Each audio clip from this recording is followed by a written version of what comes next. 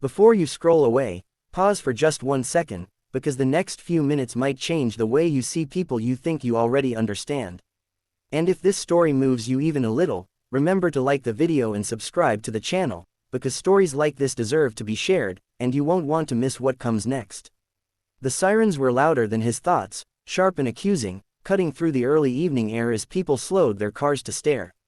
Mark Holloway kept his hands visible, palms open, doing exactly what he was told, even though his heart was pounding so hard it felt like it might crack his ribs. He was a single dad, exhausted from a double shift, still wearing grease-stained jeans and a faded hoodie, and now cold metal cuffs clicked shut around his wrists.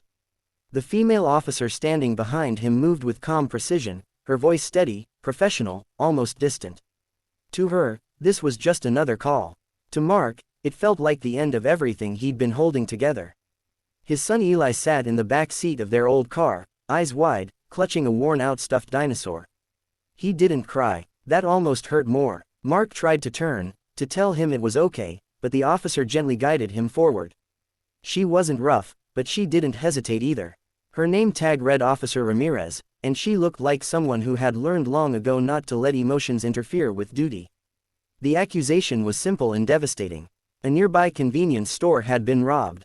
The suspect description was vague: male, hoodie, medium build, and Mark happened to be in the wrong place at the wrong time, jogging back to his car after realizing he'd left his wallet inside the store earlier that day.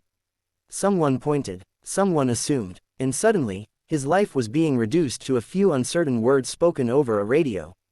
As Officer Ramirez patted him down, her eyes fell briefly on his forearm, where his sleeve had ridden up. There was a tattoo there, partially faded but unmistakable. She froze, just for a heartbeat. Mark noticed. He'd seen that look before, confusion mixed with recognition, but he didn't dare hope. The tattoo was simple: a small lighthouse with a child's name beneath it.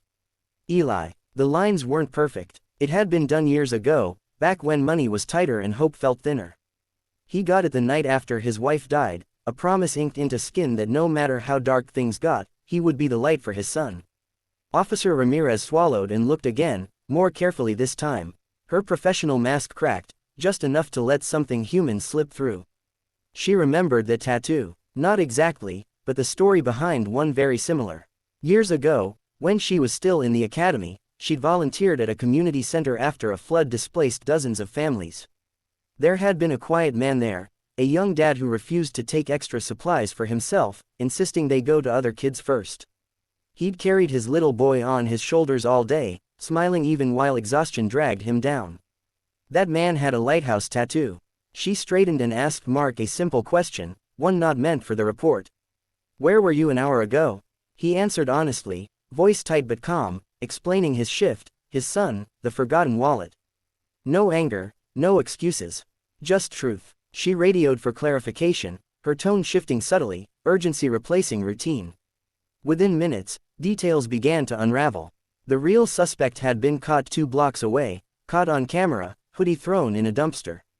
The cuffs came off as quietly as they'd gone on. Officer Ramirez knelt in front of Eli, returning the stuffed dinosaur with a soft smile, apologizing in a way that went beyond policy. Mark rubbed his wrists, relief washing over him so strongly his knees nearly buckled. He didn't shout, he didn't demand, he just breathed. Later, as paperwork was finished and apologies formalized, Officer Ramirez lingered. She told him about the flood, about the man she'd never forgotten, about why she became a cop, to protect people who were already carrying too much. Mark listened, surprised at how close he came to tears.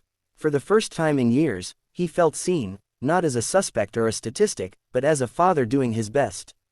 Life didn't magically get easier after that night. Bills still came, sleep was still short, but something shifted. The story spread quietly, not as outrage, but as understanding.